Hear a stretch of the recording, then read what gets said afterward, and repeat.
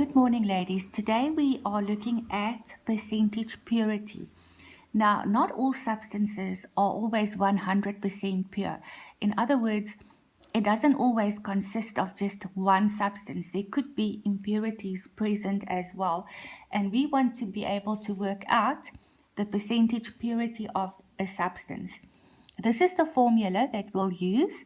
Mass of pure compound in sample divided by the total mass of the sample times 100.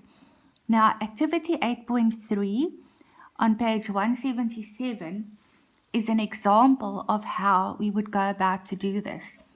So, according to this, suppose a sample of seashells has a mass of 5 grams. The sample is heated. So 5 grams will be the total mass of the sample. Now, the sample is heated at 100 degrees Celsius and decomposes into carbon dioxide and quicklime, which is calcium oxide. The carbon dioxide is collected while the sample is heated. Where no more gas forms, the mass of the carbon dioxide that was released is 0.66 grams. And we want to calculate the percentage calcium carbonate in the seashells. Only the calcium carbonate in the shell will form carbon dioxide and calcium oxide. So just like before, we need a balanced equation, which we've written down over there. So instead of knowing how much we start with and wanting to work out how much is going to form, we now know how much has formed, and we want to work out how much calcium carbonate did we start with, because that will tell us how much calcium carbonate was present in the shell. We still follow the same method because the balanced equation gives me the mole ratio. So I have to take the mass and I have to calculate the moles. That is what I did over there. So I get 0.66 grams is the equivalent of 0.015 moles. Then I use my balanced equation. 1 mole of carbon dioxide forms from 1 mole of calcium carbonate. But how much carbon dioxide have I got? 0.015 moles. So that would have formed from 0.015 moles of calcium carbonate. Now I need to calculate the mass of calcium carbonate, which is the moles that I've got over there, times the molar mass, which I calculated over there, which gives me 1.5 grams.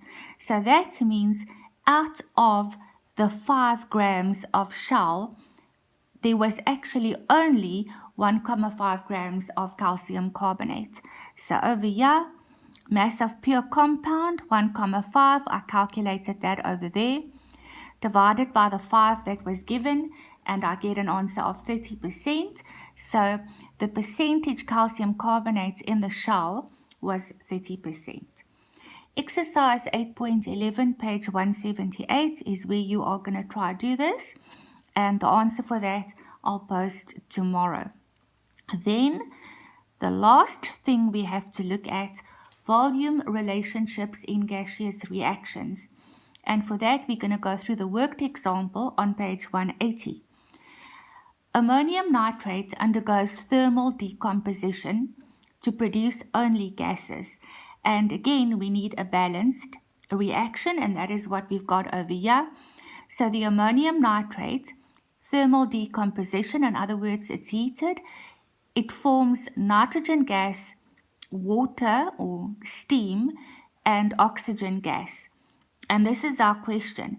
Calculate the volume in liters, and we know a liter is the equivalent of a decimeter cubed, of gas that is produced by the decomposition of 35 grams of ammonium nitrate at 200 degrees Celsius and 1.5 atmospheres.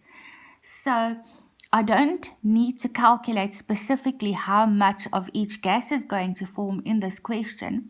They just say how much gas is going to be produced. Now, if you take a look at the answer that, or the solution that you've got in the textbook, you'll see that I've done it slightly different. So first question, of course, I've got 35 grams of ammonium nitrate. How many moles have I got? Because I want to use my mole ratio. So 35 grams divided by the molar mass, which I calculated over there, and I got 0.44 moles. Then, if I use the balanced equation, 2 moles of ammonium nitrate forms 2 moles of nitrogen gas, 4 moles H2O, 1 mole oxygen. But how much ammonium nitrate have I got? 0.44 moles. So nitrogen, because it's 2 to 2, will also be 0.44. H2O is 2 to 4, so that's going to be 0.88. Oxygen is 1, so that is why it's 0.22. So if I add all of this together, I know how many moles of gas will form in total, and that gives me 1.54 moles. So now I just need to work out the volume. Now, we can't use number of moles is volume divided by 22.4 because 22.4 was measured at standard temperature and pressure. And that's not what we've got. We've got 200 degrees Celsius and we've got 1.5 atmospheres. And that is why we have to use our ideal gas equation. So volume is going to be nRT divided by P. N is the number of moles, which we calculated over there. R is our constant, 8.31. Temperature must be in Kelvin, so I took the given 200 degrees, I added 273, which gave me that. And then pressure must be in pascals.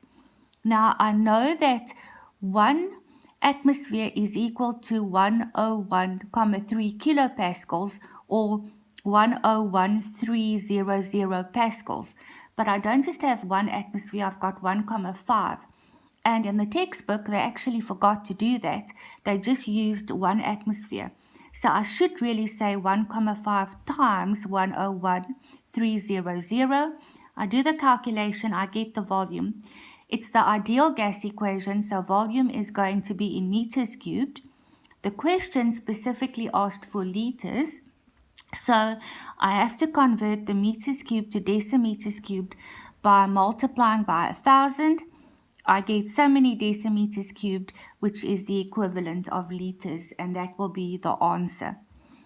Now, exercise 8.12 on page 181 is where you are going to practice that, and the answers for that I will also post tomorrow.